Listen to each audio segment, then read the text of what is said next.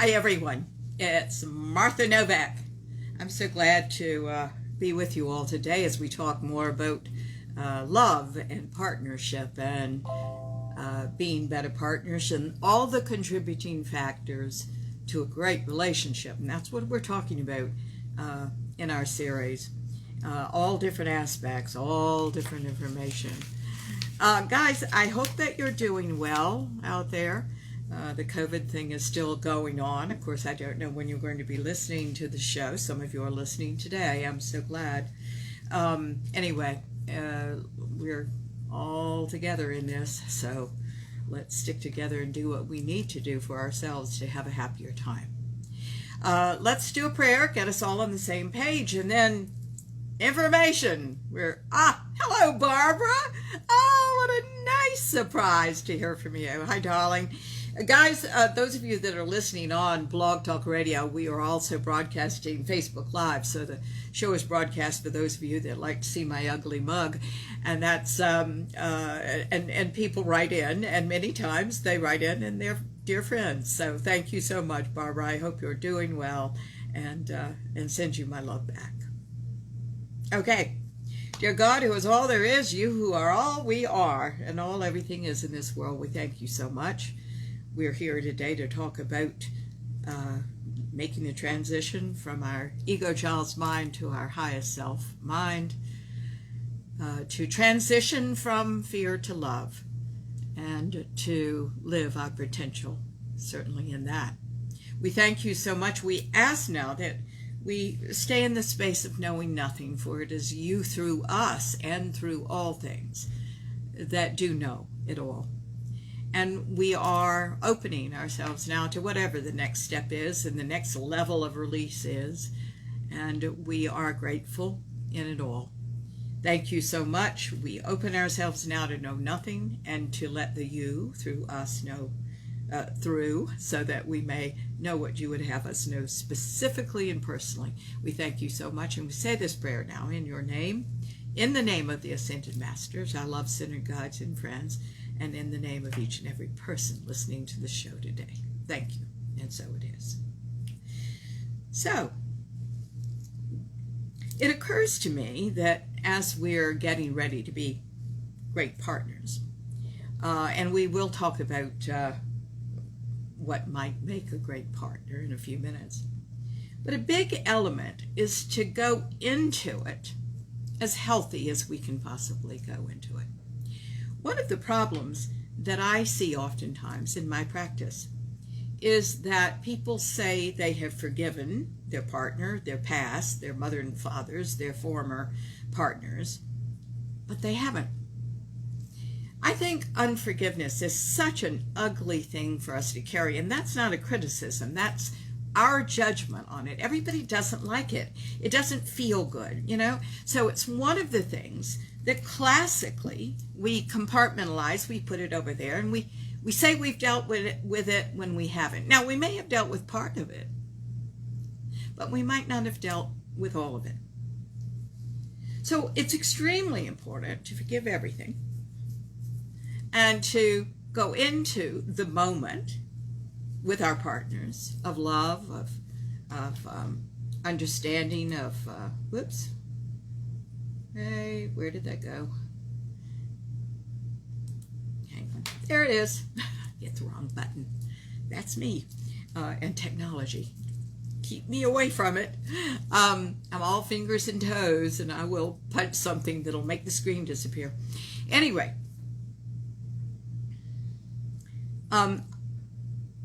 we've got to address forgiveness as part of partnership. Forgiveness of ourselves, our past, our slights, everything. Because the best partnership is one that starts over right now, fresh and new. And it is about the literal moment and making it a good one. Learning something, forgiving something, enjoying something, finding pleasure, you know, in some way.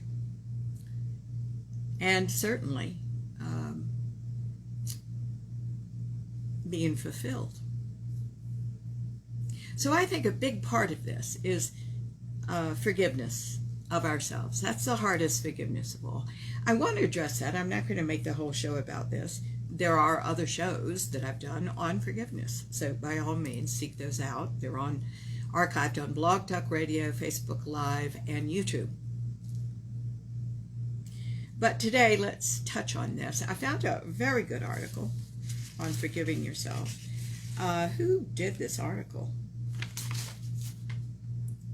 Well, it just says it was published June the 1st. Well, I'm going to paraphrase it anyway, but there is an article called Forgiving Yourself. I'm sure you can find it if you want a copy of this. And my dear people, I am so sorry that I did not, or wherever I got this, because I've had it for a long time, did not write down the author. But I liked it very much. And this is published on June the 1st, 2020. Certainly I pull these articles when I, for the most part, agree with them. You keep in mind I've always got to put my 2 cents worth in, because most of these articles are self-help or psychological. And while that's a part of what I do, it's only a part of what I do. Because what we're teaching here is the transition from the ego child's mind to the highest self mind. And certainly we have to touch on this, but our end result is what differentiates what I do from psychology, right? So, in this article, Forgiving Yourself, this writer goes on to say, number 1, accept that you have made past mistakes. Now, this is what I think is very brilliant about what he or she says. When we make mistakes, we have 3 typical responses. We either, number 1, these are real important, and if you need to write them down, do take the time to do so if you think, or even suspect that this could be you. Number one response is to deny the error in judgment that put us in a compromising position. Number 2, we blame others for our mistakes in an attempt to deflect responsibility. And number 3, we take complete responsibility for everything that is wrong. The first response, deny the error in judgment that put us in a compromising position, alleviates blame. The second response, blame others for our mistakes in an attempt to deflect responsibility. The second response shifts blame. And the third response, taking complete responsibility, absorbs too much.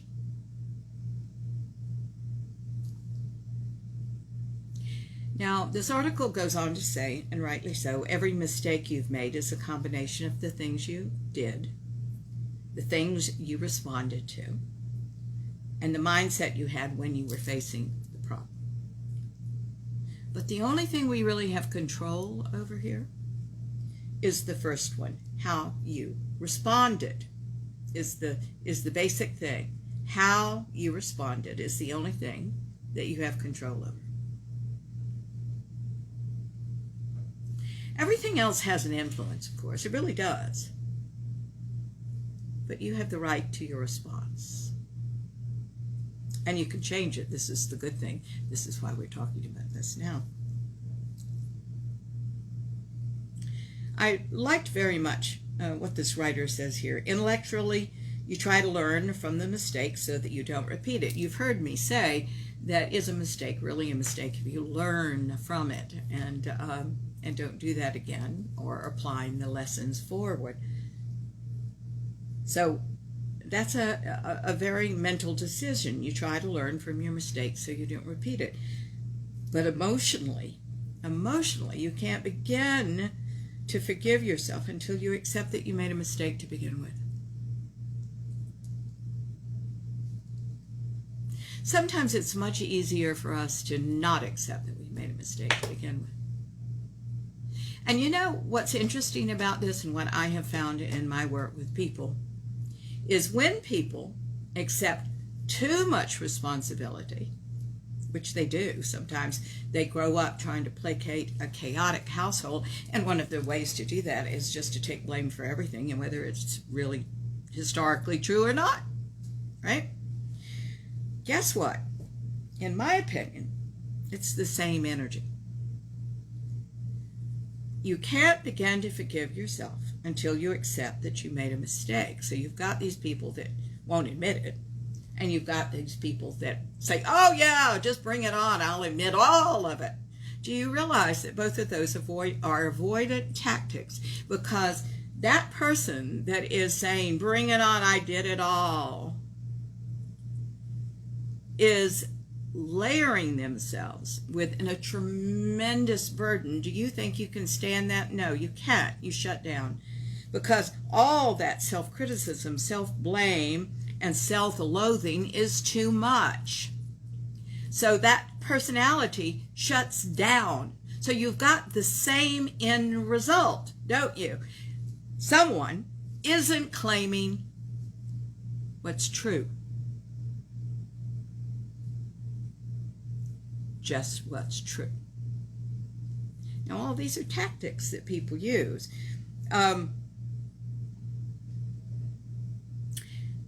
This writer goes on to say there's no reason to dwell on the negative, and I agree with that. There's no reason to dwell on this, but you must own it. You must acknowledge it and own it, and not avoid. Okay. You just have to accept it.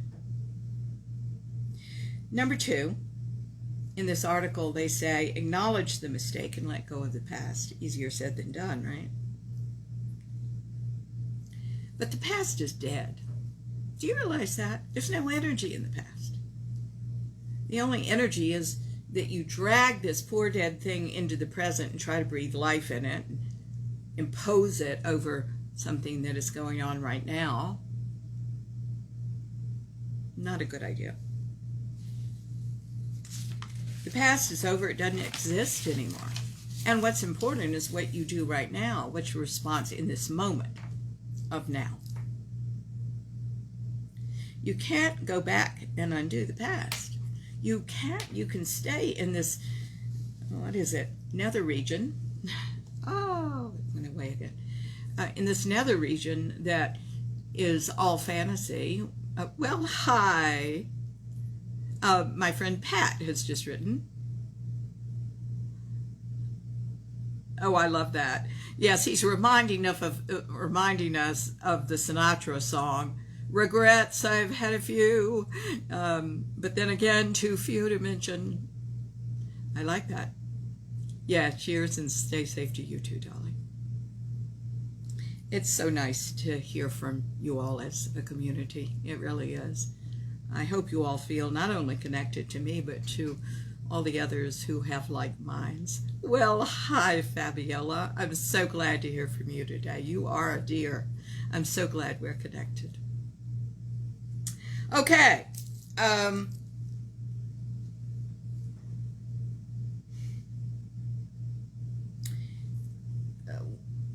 We have to let go of negative thinking. Negative thinking often propels us right back to the past that created it in the first place. But the interesting thing is that's over. And we are not the ones that are not letting it be over. There is, if it happened, now I happen to have a belief system that I think has something to do with this. And I want to put it on the table. And that is, if it happened, it was supposed to happen. I just don't believe that there's a randomness to this universe. I think there's hidden order and chaos. So when I say, if it happened, it was supposed to happen, I think our souls are making an agreement that we've got things to learn. And our past is a reflection of what that is.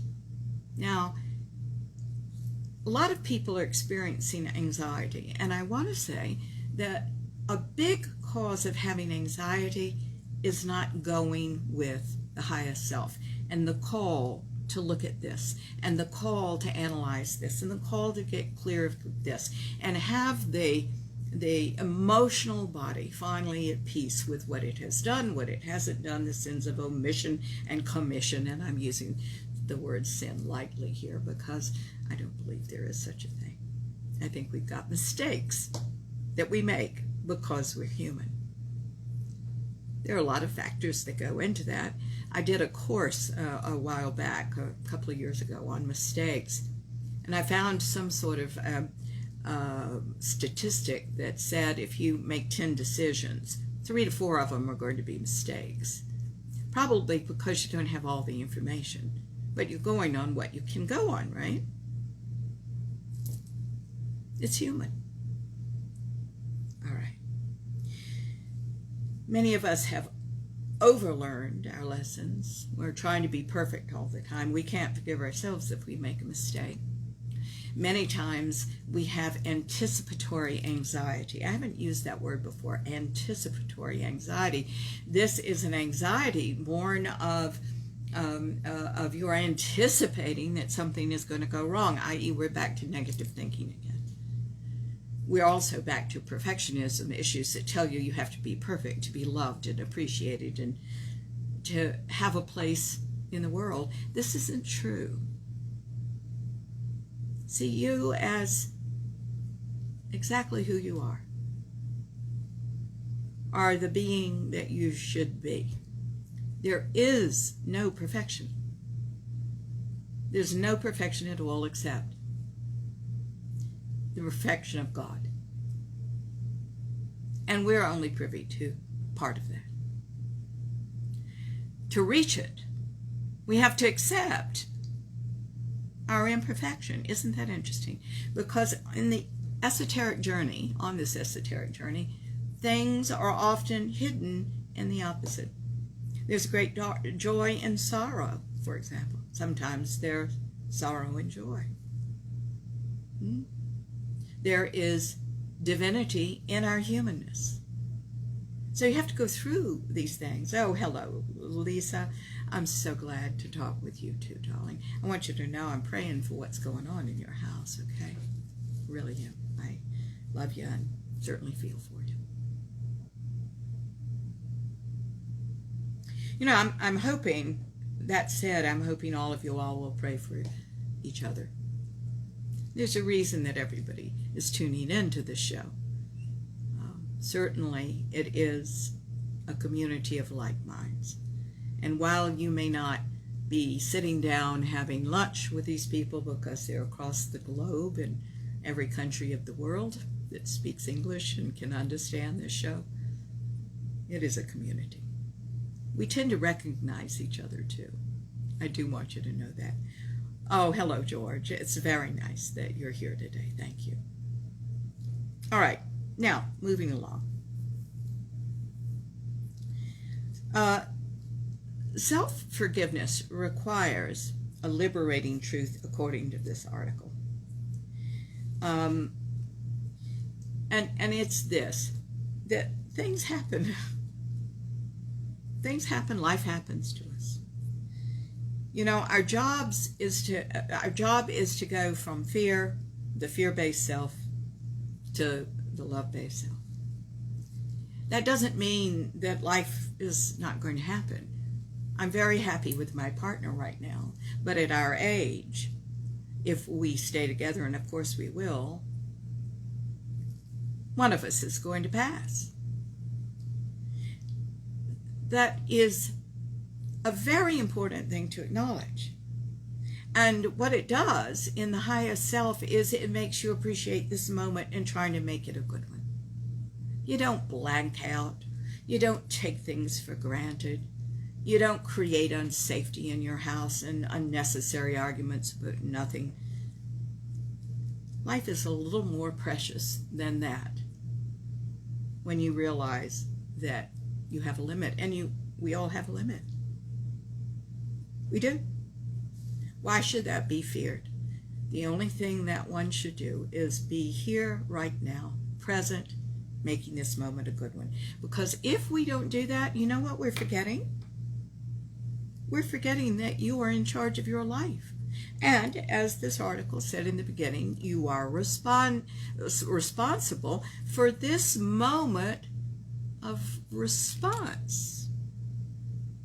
And it's this moment, I think, of creation. I think you're either reacting to things in your past, and I don't use reacting and response lightly, because I think response is more in the realm of the highest self, and reacting is the child's mind, isn't it? You react to things. But where is the creative resource known as you that creates your life and creates this moment to be a good one, or a learning situation, or an opportunity to go deeper? Okay. I'll say again, and we talked about this, I think, last show, and that is that life is not fair. If we had other siblings, in the ego child's mind, we often say, oh, this isn't fair, they got this and I didn't get this. And we start this fairness thing that isn't appropriate as an adult, because life isn't fair. Stop trying to make it fair. Just create your life. This is your moment. Right now. What are you doing with it that you want to do? Okay. The article goes on to say, I'm sure off of it now, but that's okay since I can't remember the name of this. One of the things that this article talks about, next point, is that we all have a bit of narcissism. Now, that's what I'm saying. That's not what he's saying, or she's saying. We all have narcissism. We do. And that part of us, that's a bit of a narcissist, is often envious of other people. It's hard for people that have this narcissism to applaud others and to be happy for their successes. And yet Spirit says that because you are capable of everything too, you should. That their success is a reminder to you that you can do it too. I think some of us don't feel that way. We say, why is that person happier than I am? Do you understand? It's because you haven't made yourself happy. So, dear heart, go out and do so. I don't think we can ever, and this is just me, make ourselves happy until we know ourselves. You see, the egoic child's mind compels us to go seek things that would satisfy the child. And often when we do work on ourselves, we find that isn't satisfying, that we need to have real fulfillment. There is not a child born in the world that's fulfilled. Do you understand that? That's not a child word. Fulfillment is a self-actualized state. It's knowing what makes you happy on a much broader level. It's where your personality and your beingness merge with your soul experience. That's why you're listening to a show like this, because that's really what this is about. It's about living that highest self. If we're going to be that, we have to confront our narcissism. Now, does that mean throw it out?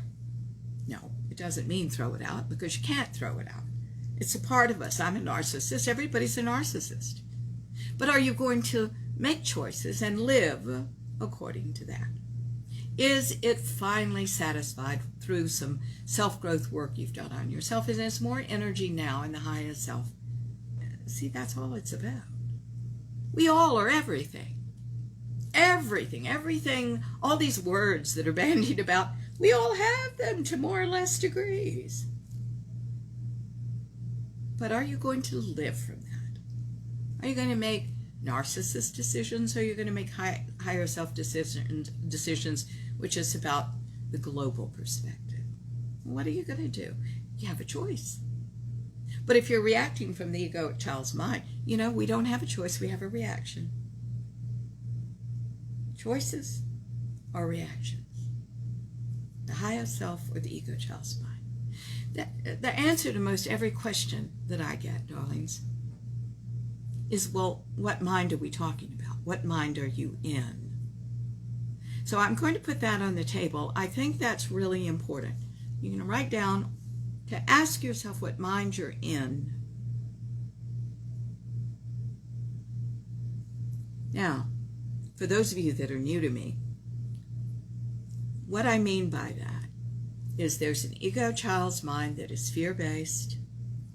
It is entirely self-focused, very self-indulgent, right? It's all about me, me, me at the expense of you. It's all about you, you, you at the expense of me, which is still all about me because I've just made myself a victim, and my next step is to focus on that. Okay? The higher self mind is the mind that is purer and purer in the love of God. You become the channel for the living God in you, and all that creativity and all that beneficence and all that everything. It also contains a lot of discernment. You're not just airy-fairy. You understand how people work. You've worked that way. All the positives and the negatives, everything. You understand that because you've been there. And now, with that understanding, you have great compassion for people. I can tell you firsthand, you don't have any judgment. You have great compassion for people because you were that too. Now, going back to this article before we go on to another one, which is why you've tuned in, which is about partnership, right? This is a partnership too, but in a subtle way. She goes, this person, man or woman, goes on to say that narcissists are very hierarchical. Hierarchical is what I was trying to say. Hierarchy is something that only exists in the ego child's mind. Now think of all the things that are based on hierarchy. The old model of business is based on hierarchy, isn't it? The traditional family is based on hierarchy, isn't it? You bet. But let's take that out of the ego child's mind, because that's where it exists, and go to the larger self, to the highest self. Everybody is a human being. Everybody is a spiritual being in physical form, whether they know it or not, because some people are living like they don't know that. There is no hierarchy, because everything, except man who resists, because we're on a spiritual journey, is praising God by being the best it can be. The pebble in the yard is being the best pebble it can be. It's doing its part, the grain of sand on the beach, the leaf on the tree, on this beautiful fall day. The dog at your feet. People are seeking that as well. But because of their pasts and because of certain cognitive distortions that they have assumed from their past, because the child makes assumptions based on appearances about themselves, and the child is the ego child's mind. It is the mind of the child, so it is all about them. So if something's not going well, what do they say? It's their fault. It's not. You're your child. And what consciousness studies does is it puts that in a context. And it gets you out of that thinking. And it shows you that was one moment in time relative to what was going on at the time. And there were a lot of other factors that the child's mind cannot consider, because your brain isn't even developed until you're in your 20s. You can't understand these more esoteric thoughts. So here we are. There's no hierarchical system. You know, a lot of people have talked about a hierarchy. Of course, angels, right? Angels, oh my God, they're the, right under God, I'm sure, people say. I don't believe in that. I think angels are angels.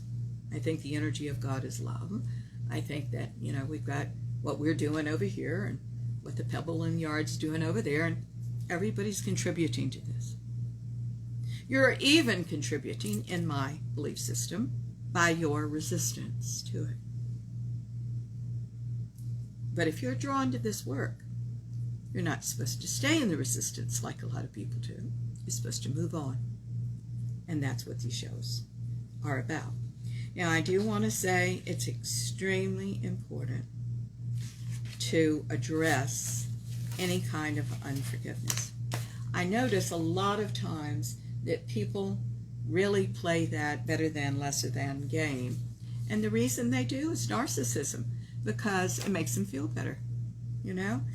I called somebody the other day on their use of the phrase, somebody is an old soul, or somebody is a new soul. Guys, there's no such thing. We are all the aspects of God we are. Some of us are on a journey to be highly aware, and some of us are not on that journey this time. That's all it means. So don't use that old soul and youth old thing. There's just nothing to it. I think all time is now. I think there are lots of dimensions of us. That's just my personal belief. You don't have to believe it. But if you're listening to the show, we have a marvelous opportunity to change, to grow, to evolve, to reach our potential, to add value where we can, be quiet other times, and have fun here, learn here, expand here. Of course, narcissism stops you from doing that because you can't reveal you don't know something. And I say, reveal you can't, that you don't know. Go learn something. One of the most powerful things about consciousness is having the innocence of a child and yet adding discernment to that. So it's not childlike at all. Now, I found a very, very good article called 20 Ways to Recognize a Good Partner. And this is Mandy Kloppers. She's a psychologist and a CBT therapist who believes that, I love this that they say about her, she believes that getting through life is easier with a robust sense of humor. I gotta say, I agree with her about that. Makes it a lot easier when we can laugh at everything. So, now, in this article, like I do in all articles, I'm going to launch off into consciousness work, but I really thought she had a good point here, so here we go. All right. Number 1, how to recognize a good partner. By the way, you know what? The only thing that I don't particularly like about this article is the title, because here's how to be a good partner. So you can't attract a good partner until you are a good partner. All right? So it goes both ways. All right, good partners ignore past mistakes. She goes on to say that they put the past in perspective. Now, perspective is the context that I'm talking about, which consciousness studies open you to. We're all this divine jigsaw puzzle, or if you'd rather have another image, we're all this divine tapestry, right? And we're all these different pieces, but they're part of a larger whole. And when we have issues, you only focus on that piece. You focus on that piece that doesn't fit, instead of saying, okay, let's see how it fits. You got a whole big puzzle here, not just this little area that you're working with, you see. It's a much better life. I will even say to you that when the big surrender comes for you, the big surrender, we have life is a series of smaller surrenders and medium-sized surrenders, but there is a big one ahead of you. And the big one is where you literally go from the ego child's mind to the highest self, and your life all of a sudden is shown to be perfect. And you know in that moment that if you died right then, it was all perfect. Not perfect according to the ego, perfect in God. I can't describe what a wonderful, loving moment that is, but I'm trying. If you do enough work, that's where that peace beyond all understanding is. That's where the real knowledge that you're creating every moment of your life, and it is about every moment, and making it a good one. It is about contribution and putting all your wisdom to good use. It's about finding new talents, gifts, and abilities inside that you then explore and share. That's where you're going.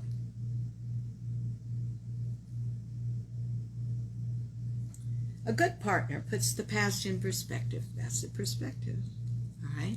And the more you work on yourself, the more perspective you have to that end. And doesn't constantly bring up reminders of the past that serve no valuable purpose in the present. I had a client I still have that client for years, but she's darling. She doesn't do this anymore. And it was so hard to work with her in the beginning, because you'd put something in perspective for her. You'd give her a thought that it was all about now and the opening of her. And she says, yes, but you know what? 20 years ago, he was doing the same thing, and I just couldn't stand it. And this is what he did. If you find yourself doing that, the past is over. You're resurrecting something dead. The whole power of you is in this moment to create something new. When I'm couples counseling, I just can't stand it. These couples haranguing each other. Yes, and he did this, and he did. And it's like, come out of the past. We got a situation here. What are we going to do about it when it happens the next time? We have to start fresh right here. And of course, what does that have to do with forgiveness? So we have to work on that as well. And why somebody might always see the negative. Why they believe they're a victim and maligned. Why? So we've got to know that. We've got to hear the child screaming inside the adult. But then it is time to live entirely in the moment.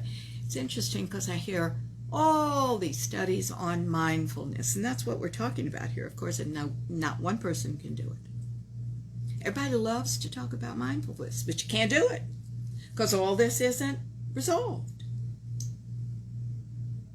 It is a natural course of consciousness. That's what it will open in you. Absolutely it will.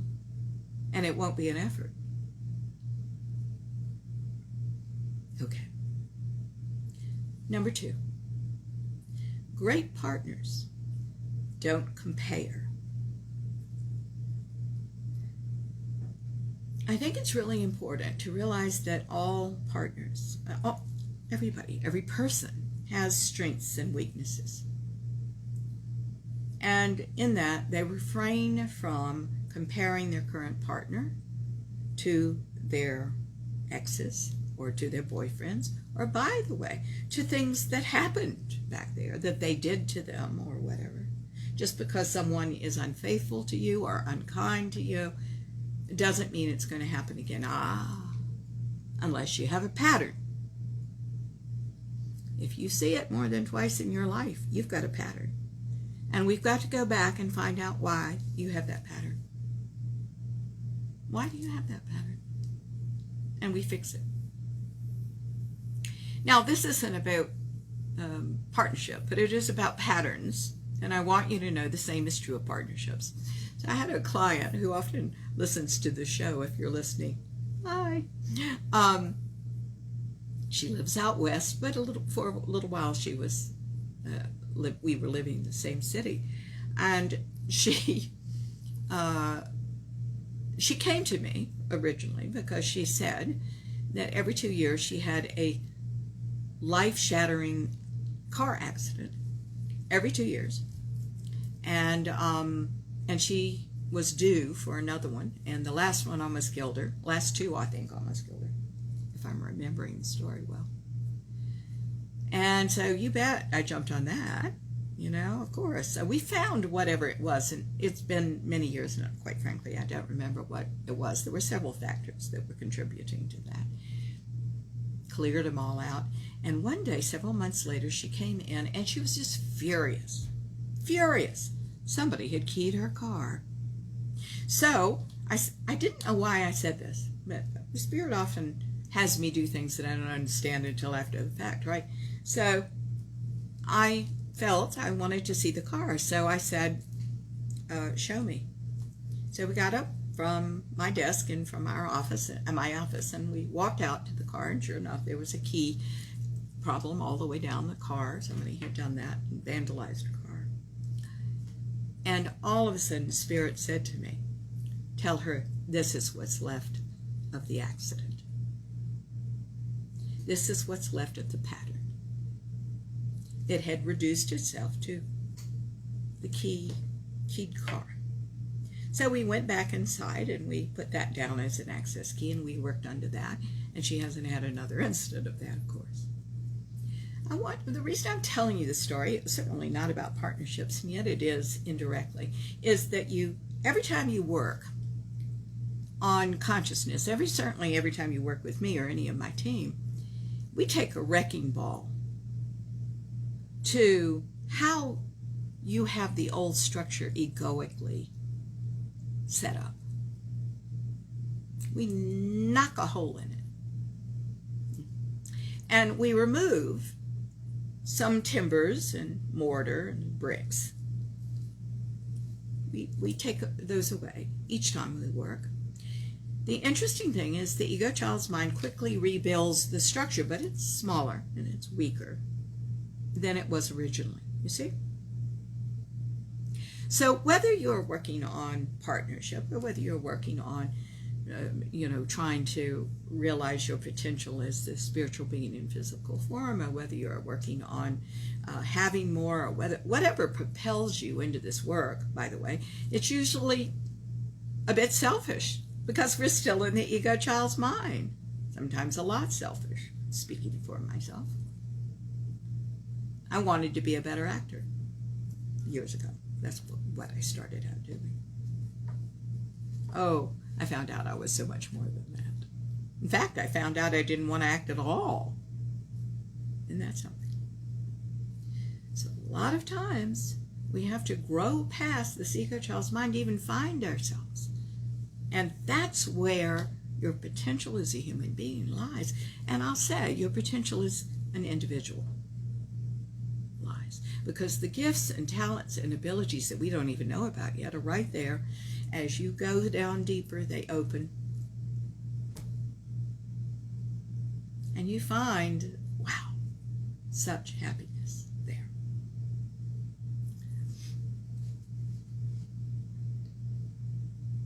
Okay. So we have to dispatch the patterns, if you recognize there's a pattern there. Number 3, they understand the idea of give and take. Give and take is a very important thing. The partner that makes a good one is aware that all relationships need both partners to put in some effort. It's all about balance and about give and take, right? If one person does all the taking and one person does all the giving, that is not going to turn out well. Because we evolve, we become more aware. You see, what do you think old age is? And aging and maturing. It is knowing yourself better. It's evolving into more. You're not going to always put up with that.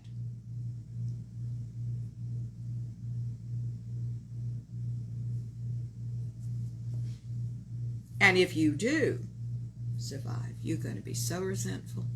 And do you think anybody feels good being resentful? And where does that exist? Which mind? Only in the ego child's mind. There's no resentment in the highest self mind. You see? Keep in mind, and you hear me say this a lot, and I do repeat myself because I want you to get these concepts. A great relationship is an energy exchange. Energy is exchanged. All sorts of energy exchanged. If you come to me as a client, for example, you pay me for 2 hours of my time and my whatever I can do for you in those 2 hours. That's an exchange because money's an exchange. Work is an exchange. It's all energy, you see. Love for love, friendship for friendship. All of these things and more are exchanges of energy. You're even exchanging energy with a book you read. The author's intent is there. You're receiving it, liking it, not liking it, having reactions to it. Everything's an exchange of energy in this world. Isn't that something? So what happens when somebody doesn't exchange energy? When it's all about them, that's not a good relationship, darlings. I think an important thing is to wake up if that's going on in your life. Because if you're wanting a healthy, good relationship, there is always an exchange for energy, but not necessarily at the same time. You know? In my own marriage, I give to Michael, he gives to me, but not necessarily at the same time. We're there when the other person needs us. And part of this is just going into a partnership with the right attitude. Are you going to, oh, good morning, my darling Sheila. Hello. I'm so glad to talk to you today. So thank you for tuning in. I think this attitude of let's roll up our sleeves and help where we can is such an important one. I mean, I think it's very easy when we're tired or stressed or have something else on our mind. When somebody asks for something, we roll our eyes. Oh my God, she's asking me to fix the computer again. Or, oh my God, you know, I have to go help him do something. And guys, yes, Mark, I am. I'm on the radio right now. That is indeed true. This is a live show. So thank you for asking. I think I didn't say that in the beginning, so thank you for reminding me to say this is a live show. If you would like to call in, the guest call-in number is 347-850-1647. You will be, if you call that number, on Blog Talk Radio, and you will be on the air. And certainly I always love to talk to my guests. If you don't want to talk to me and you want to ask a question, though, go to Facebook Live, Real Talk with Martha Novak, and you can write me a question or write me a situation that I can comment on. So there are two ways to communicate, right? That's why you're hearing me say hi to people, because it's so nice to see your names come through again, you dear people that I have relationships with. Thank you. All right, so do know that this exchange of energy doesn't have to happen at the same time. There are times that I can't ask Michael for what I need right then. I have to handle it myself because Michael, by the way, is very busy. And I sometimes am very busy. And we're adults enough to go make ourselves happy and provide for our own needs and then come back together when it's an easier time. So some of this is timing. And a lot of it is you don't ask for somebody, something for somebody that you can't provide for yourself. I think that's really part of the emotional maturity that we must experience ultimately. That there are a lot of things that we're asking for. I know that was true in my first marriage, that I don't ask for anymore. I provide for myself there. But it's really fun to come together on other points. Okay, number 4. in this article. We are talking about an article on 20 Ways to Recognize a Good Partner by Mandy Kloppers, but I'm saying this is how to be a good partner as well. Okay. They know the importance of time alone. You know, the whole introvert-extrovert thing, I think, is just so interesting, what we know about it now. It wasn't what we learned years ago. What we know about it now is that some people, extroverts, get energy from other people. And some people get energy from being alone. And those are the introverts. Now, you hear me doing this, and oftentimes I'll fool an audience when I am talking live in front of people, and I'll say, do you think I'm an introvert or an extrovert? And everybody says, oh, you're a big old introvert. No, I'm a big old, they say I'm an extrovert. I'm a big old introvert. I'm going to tell you a secret right now. I am a huge introvert. This is on a sliding scale of, I don't know, let's say 0 to 10. Let's say 10 are the extroverts and 0 are the introverts. And you can be anything in between. I'm all the way at the end. If I have a moment that I don't have to perform, or I don't have to talk, or I don't have to work on people, which I thoroughly enjoy, I'm really spending time alone. I'm writing, I'm reading, I'm meditating, I'm being quiet. I like that very much. I'm learning in some way. Even television teaches me, because after all, I was in the theater and film for a really long time. So you need to know what you are. You need to know what you need. This is what I call a balance point, and there are many of them. You've got to know what your balance points are, and time alone and how much of it you need is one of the balance points. Now, what do I mean by balance points? These are things that are essential to you that you have to have for happiness.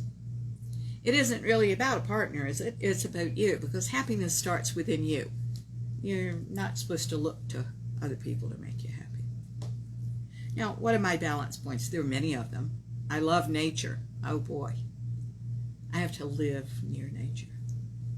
I love animals. I love wild ones and I love domesticated ones. I'll take in anything and love on it and heal it and do whatever I can do for it. I love beauty. It's very important that I think things are beautiful around me. You may not think they're beautiful. You know, I may pick up an abandoned bird nest and it's sitting right there along with something that's, more valuable. But boy, do I love it. I love creativity. I could no more give up being creative than anything. I think I would die without that. You all must understand you have these balance points in you, and how much time you need is one of them. Okay? She goes on to say, and I agree with her, a good partner understands when they need space and time out. A health, and by the way, this has to do with you tuning into you, right?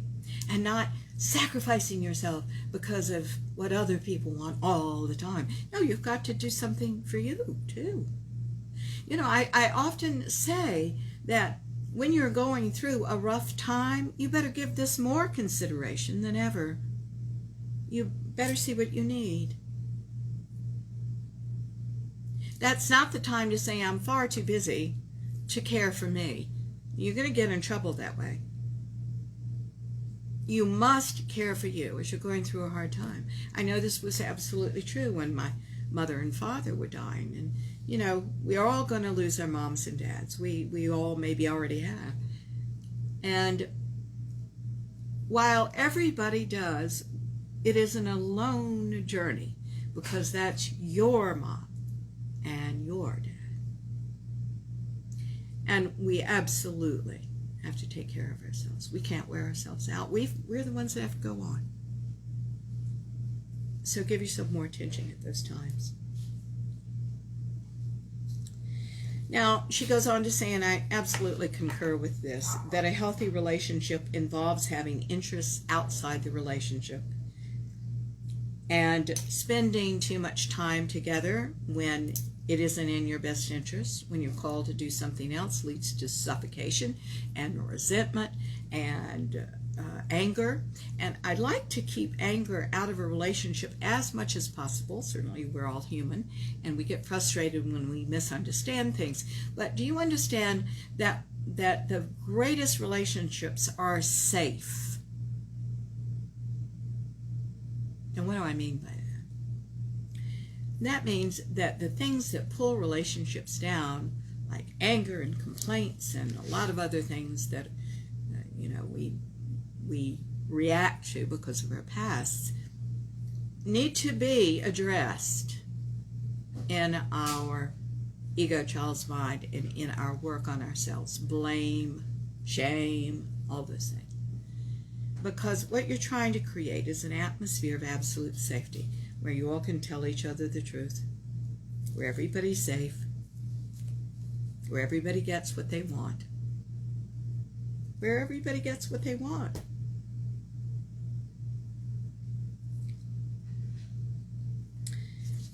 Again, she goes on to say it's about balance. So there are all sorts of balances in life. Number 5, she goes on to say they prioritize communication. Many, if not most issues, according to her, can be worked out if you have the ability to communicate with one another. Some people are more verbal than others, and that must be taken into consideration here. For example, there is a kind of person that really doesn't communicate verbally very well, and they have a hard time, and this is not, by the way, anything about IQ. Some of these people are extremely smart, but they are more physical people. So if I asked one of these people, what do you enjoy about working out? They might not be able to tell me without a great deal of hemming and hawing. But if I asked them what kind of workout they like to do best, which is a specific question, not an open-ended one, they can tell me. So you've got to know what someone is, how they communicate, you see. Someone else might be highly emotional. I have lots of, now I'm not talking about the histrionic personality, which we've addressed in, I think, last show and the show before that. Histrionic personality is a lot of emotion, but no depth. So it really isn't emotional at all. It's a way to keep from going down there. But if you've got a very healthy individual, there are people that go right to the bottom line. I'm one of those people. Just go to the bottom line and I'll be fine, and let me go to the bottom line. Here's what I need. But there are people that will start way back, and I'll tell you a cute story about that. I had a friend who was very proud of her only son, and he was in college now, and she was very proud. He did very well on his what do you call it, his SAT scores to get into school or something. And I asked what that was. And she started back when the kid was 5 years old and was diagnosed with dyslexia. And we went all through the years, and 20 minutes later, she told me his score. Now, all of that was important to her. And this was so cute, because this is very much a methodology that I observed years ago. It's a firing of the brain, and if you want to know more about it, let me know. But it was cute. I said, well, you finally got around. She knows all this. I said, you finally got around for the nugget that I wanted. And she said, yes, but you invented this program, so you were going to have to sit there and listen for 20 minutes while I worked up to it, because I feel like everything's important. So it's very cute. We all have our different communication and learning styles. The way you learn is the way you communicate. But you've got to keep in mind that there is an art to communication, and the art to communication is knowing who you're talking to and talking their language. The nice thing about these communication styles is you can change them. You see? You can change yours to match them. You can become more emotional. You can become more bottom line. You can not do as much talking and demonstrate something instead. let me give you an example of that. So I was working for a company that was a radio show years ago, and the radio show wanted to sell to the largest car dealership in the area. But they couldn't make this guy, oh, I'm sorry about the dog barking. They could not make this guy understand that it was better to advertise with them for less money than the station he was advertising on that charged more and had limited coverage. So what we did was we said, instead of going in with your charts and numbers and talk, why don't you instead walk out into the lot on a beautiful day and say, Ralph, you see from that yellow Mustang all the way to the green Ford over there, that's the coverage you get with the station you're currently buying from, and you're paying this price. Now, let's take the yellow Mustang and let's go all the way over to the Thunderbird. And that's the coverage that you get with us for less money than he bought. You got to know who you're talking to. And in your partnerships, you better know what people are. My husband is not very verbal, but he shows me in a million ways how much he loves me in other ways, you see. Okay. There's another part to this, prioritizing communication, and that is I do see couples from time to time that aren't telling each other the truth. Now, there's truth and there's truth. Everybody has a truth, by the way. So if you're arguing on the level of what is true, you can't ever really get anywhere, because I have a truth and you have a truth, and that's this. All right? And one truth is as strong as another truth, especially for somebody who won't open their minds. So that's not a really good place to argue. We must deliver truth, our truth, in a loving manner. First of all, we have to be willing to get there. What stops us from telling the truth? Well, fantasy, rage, all the things that belong in the lesser self-mind, and there are many, many more, of course. Old resentments you don't know what to do with. Okay? We've got to get through those, because it's going to be a stronger partnership if everybody can say everything to the other. We know we're safe, and we're saying what we need to say.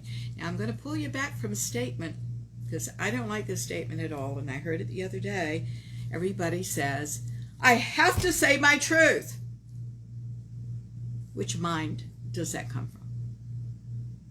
It comes from the ego child's mind, because that adamancy, that anger, that rage, that resentment, that whatever is wrong with that statement is not of the highest self. So don't you fool yourselves.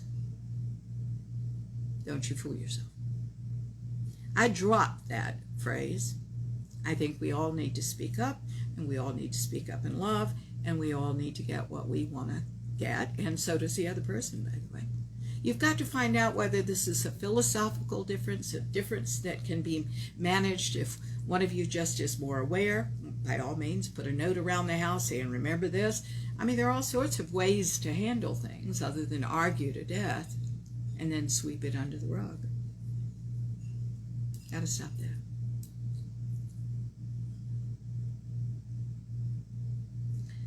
All right, number 6. They are straightforward and or uncomplicated. A good partner doesn't engage in game playing, she goes on to say. They live with integrity and speak up about problems instead of engaging in underhanded tactics such as passive-aggressive behavior or withdrawing affection. We've talked about a lot of these things that people do. But I want to go on and put something that is quite general on the table, and I want you to understand it. Anything that comes from the ego child's mind is a game.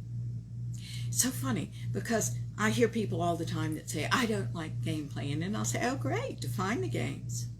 And they can't. They don't know what they're talking about. But by gosh, if you're going to do consciousness work, you'll know what we're talking about, because you're going to define each one of them that you play. And you're going to be able to see games much more clearly. And you'll know what mind someone is in. And you'll know, more importantly, what mind you are in. Make sense? All right. Number 7. Good partners are tuned in. I have another article that I'm going to just not tell you about, but it was an article on what keeps couples together and what makes them happy. Now, there have been 2 studies on that in recent years that I know about. One was came up with the conclusion, and you've heard me talk about this before, that one is novelty, that 2 people have to be interested in whatever they're interested in, and they just can't wait to come back and share with their partners what that is, and this makes them both smarter, right? So it's about our involvement, our continued growth in the ways that we have available in us, our interests, our tendencies, our talents, our abilities, etc. But another thing that a more recent study was the thing that keeps people together and makes them happy is empathy. Empathy. Empathy. Empathy certainly is one of the bases of intimacy. Because really you can't be intimate until you feel what the other person is feeling. Now, will we really ever feel entirely what the other person is feeling? No, we won't. But we certainly can feel pain if they're feeling pain. Might not be the exact pain, but we've felt it in our lives. We can understand on an emotional level some of what they're going through, and this is extremely important. But you see, you can't have that if you don't have an emotional fluidity. You've got to grow up emotionally. You've got to not block emotion. We block it in a lot of different ways. Okay, let's talk about the attachment styles that I told you about last week and have done whole shows on, in addition to last week. Those are all ways that you avoid empathy and intimacy. Can't do that. You're going to have to work on yourself. Now, she goes on to say, and I want to address this, that you need to know your partner's love language. The 5 love languages, and I'm going to go into this for a minute, and we'll then go back to our other article. But this is the 5 love languages is a construct developed by marriage counselor and pastor Gary Chapman to explain how people give and receive love. I think this is enormously valid, quite frankly. So here are the 5 love languages. I'm not going to spend a lot of time with this, but it is important to say. And I think you can take some free tests on the internet to find out what your love language is and what your partner's love language is. You may know just from what I'm about to tell you. Excuse me, there's a frog in my throat.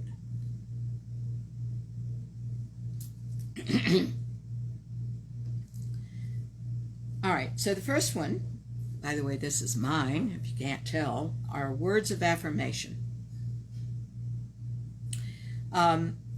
Saying I love you goes a long way with me. Giving compliments, making positive statements about what I'm doing or how I'm writing or anything like that means a lot to me. Words of affirmation fill, as she says, the emotional tank. You need to tell us in words. If words of affirmation are a partner's thing, you need to tell us in words. You need to make the words creative, because man, I can feel a mile off when you say I love you to placate me, and that just makes me angry. Don't you tell me something you don't feel. And don't you just be using words idly, because words are too important to me. Look at what I do for a living. I do this. I communicate with words. I write. I love words. I learn words all the time, new ones that are complicated and wonderful, and I love vocabulary. Okay. Now, one of the things that this article says, and what is this article? I think this is written by Gary Chapman, if I'm not mistaken. Well, anyway, he says you use very specific words. I'm going to give you an example of non-specific and specific. So if I say, how do I look, to my husband, and he says, you look fine. Oh, no. No, no, no. That is not what I want to hear. Nope. But I want him to really look at me. And I want him to say, well, your hair needs a little brushing, or you know what, that hair looks good today. Or those earrings are pretty on you. Something that means something. Something that means something. You see, there's creativity in really looking at somebody. What if you really looked at somebody every day for the first time and admired something about them? That hits a lot of, by the way, some of these love languages. It certainly will hit words of affirmation. Okay, the next one is acts of service. If somebody has acts of service as their love language, planning and performing thoughtful gestures are everything. But to do this well, you've got to know what the partner actually likes, right? For example, he goes on to say if the partner appreciates a clean car, you might want to clean the car. That's an act of service. The next love language is quality time. If your partner complains that you never spend enough time with him or her, the love language is quality time. Quality time means focusing on that partner and on the relationship. One of the main dialects of quality time, Gary Chapman says, is quality conversation. It's important to practice active listening, for example. In a quality conversation, practice active listening by giving them your undivided attention, not interrupting, making eye contact, asking questions for clarity. Take an interest in what interests the partner, and they will feel loved by you. You know, I didn't come from a quality time house. Everybody in my household was words of affirmation in my early childhood home. And so I look at that and go, who of my friends needs that from me, right? Now, I also want you to know that you've got several of these, but you're going to have a primary. You're going to have a primary, and some of these tests that are on the internet that are free, you don't have to pay for them, will define how much of your energy is in each of these things. So you'll know the ones that are more or less important for you. Another one is giving gifts. By the way, I've got to pull back and say this is not material stuff. This is not about being greedy and having material things. No. This is the symbolism of how you feel about someone through a gift. I always, well, let me say what he says here, and then I'm going to take you into a little something of mine. If giving gifts is the number one love language of someone, they put a lot of stock in the visual symbol of affection. And gift giving in this case is fundamental to love. For the person whose love language is gift giving, it is truly the thought that counts. Pay attention to the value your partner places on gifts and symbols to learn if this is their primary love language. Okay? where I want to take you is, I can't tell you how many couples I know that have been with each other a long time are complacent about this. Oh, they have been married 70 years, so they stop giving each other gifts. They stop. I don't think that's healthy. If you have this anywhere in your top 4, you should not stop giving each other gifts. You don't have to give each other a Porsche. You can give something that you've made, but it has to have love in it. You know, one of the things, this is in my mix, it's not certainly my primary, but in fact, I don't think it's very high, but it means something. I love cards. I love a good card. And when Michael sends me a love note, I know he's really stretching, because words of affirmation are not his language. That is so sweet. Means a lot to me. When he's written a note, I have every one he's ever written me. What his love language is physical touch, and that's the next one. Physical touch, powerful communicator, physical touch, Gary Chapman says. This is not to be confused, by the way, with sexual intimacy. Physical touch includes kissing, embracing, holding hands, a pat on the knee, or any other gentle touch, a pat on the back, anything like that. Yeah, Sheila, I know. It's so wonderful to get a love note, a card, or something like that, where really intimate, sweet, very personal thoughts are expressed. Oh, it's wonderful. Just wonderful.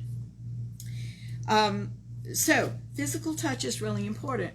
I read an article not long ago that said, you know, sex certainly can come and go in someone's life because of physical health or whatever, but touch never goes away. The need to be touched. So I think that's extremely important. Now, what I want to say about this before we go back to the article I was quoting to begin with, was that you've got to make an effort. It's not enough to intellectually know what their love language is and what yours is, and if they're different, you got to make an effort. If you really love them, for God's sake, make an effort, right? Good.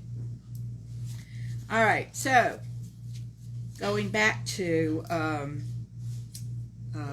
the original article by Mandy Kloppers, 20 Ways to Recognize a Good Partner, to be a good partner, I add. Number 8, they're lighthearted. They don't take everything so seriously, and in that, they don't personalize too much. I'm going to add that part to this article. It isn't all about them being the victim. No, it's nice and balanced. Everybody teases each other. It's fun. Keep in mind, I'm not talking about sarcasm. Sarcasm is when one person is laughing. And sarcasm always implies that the other person is stupid. That is the poorest form of humor you can possibly use if you want a good relationship. Now, some family cultures use sarcasm as humor. Should you grow out of that? You bet. Some cultures use sarcasm as their humor. Should you divorce yourself from that culture in this aspect? You betcha. Sarcasm is not a good thing to use. I want to put that on the table. That's not humor. Okay? All right. It's wonderful to make each other laugh, though, isn't it? I got so tickled at my husband. I think I might have said this on some radio show right after it happened. So we go out on this little boat that we have to watch the, what was it? The Perseid meteor shower. I've never seen a meteor shower. You know, I've seen the occasional shooting star, but I've never seen a meteor shower. So I thought this was going to be really exciting. And we live now in a place that can be very, very dark, so you don't have all the city lights interfering with a meteor shower, right? So we went out there. Here we go. We're in the middle, you know, it's cold. We're looking up at the sky. And we were out there for like an hour, hour and a half, 2 hours. Nothing, de nada. There was no meteor. Nothing came by. And I think in my mind, hearing about meteor showers all my life, I was expecting them to go, you know, like that, you know, and they were going to load the sky with these things, and I wasn't going to miss them this time. And I was so disappointed. And Michael said, and I thought this was the funniest remark, he sighed, and he said, well, there are no babies at baby showers either. And I thought that was hilarious. I'm still laughing about that. Okay. Number 9. Good partners are reasonable. We've talked about some of this, but I'm going to certainly tell you what Mandy Klopper says. But, you know, I think that you have to provide for yourself when you can. You don't look to a partner to supply everything. You just do not. That's not reasonable. I also had a woman who had a rather skewed idea of relationships at one time, and she would just load her husband down with everything that was wrong with her all the time. There was always something wrong with her because she was a negative thinker, right? That's not reasonable. Now, if you're going to have a happy marriage or a happy partnership of any kind, you got to wake up and do things differently.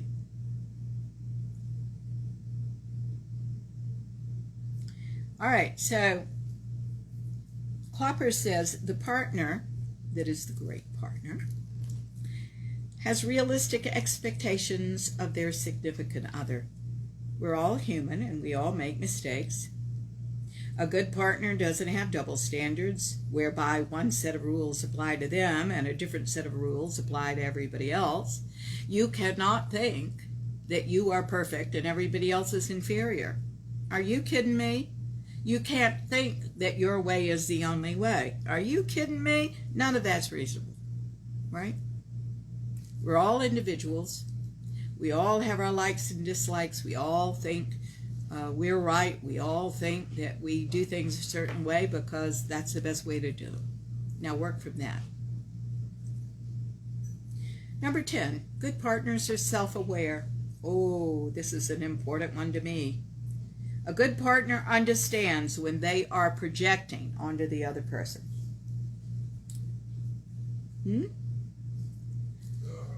I'll see your selfishness. You know why? Because I'm selfish. This is really important. When you are criticizing your partner or they're criticizing you, you have to realize that the reason they're seeing what they are seeing is because they own it. They have it too. And whether they own it or not is something else. Often we expect others to show strengths that we wish we had. And I just gave you an example of sometimes we accuse another person of something that we're doing instead. So it can go all sorts of ways. When we expect others to show strengths, I want to go back to what she's saying, that we wish we had, when they don't have those strengths, like I want my partner to unconditionally love me. Well, get that out of your head right now because nobody does. All right? That's ridiculous. Unconditional love is possible, but how many years of enlightenment are you going to be in before you have it? Guys, we just need to learn what love is in the here and now. And precious few people in this world know about that. Right? So when you are wanting your partner to say, love me unconditionally, when they don't, we feel disappointed. We have to develop ourselves, not look to other people. And in that way, we become increasingly conscious, increasingly enlightened, and this is what your quest of going from fear to love is all about. All right. Number 11. Oh, we have 5 minutes left. I didn't know. Let's do this one.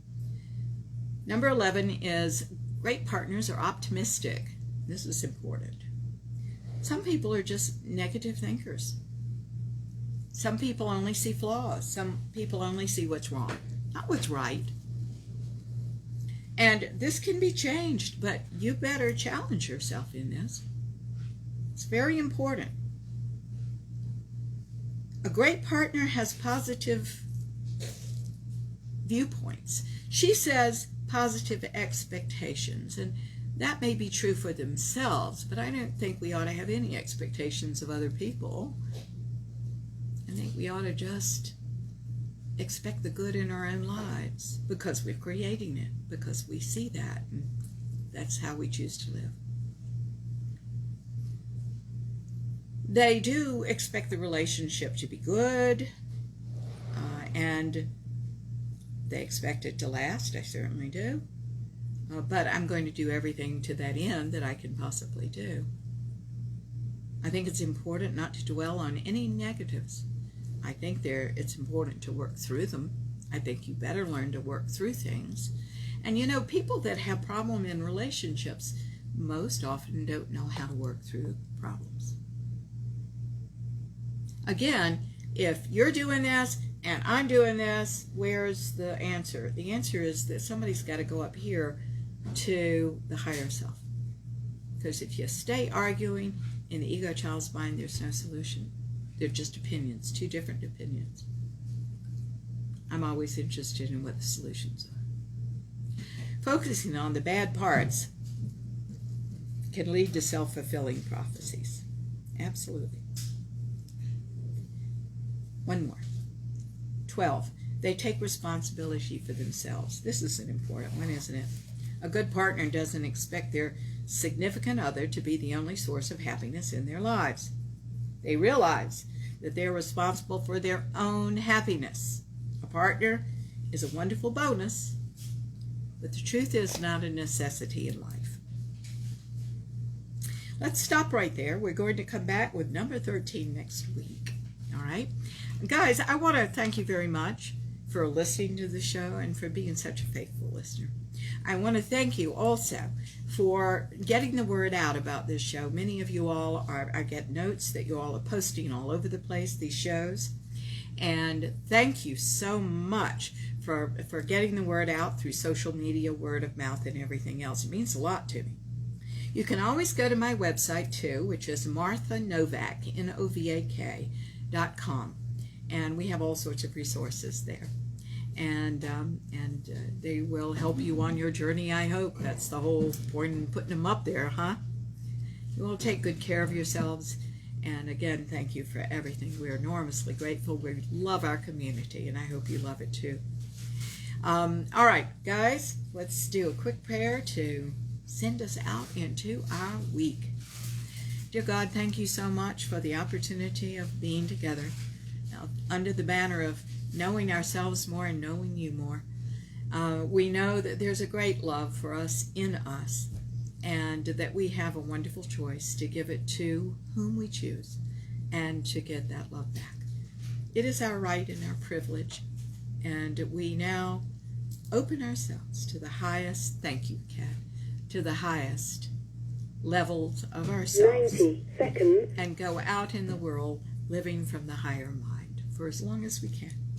Thank you so much, dear God, and so it is. Amen. Guys, have a great week. Okay. Love you very much. Take care. Bye-bye.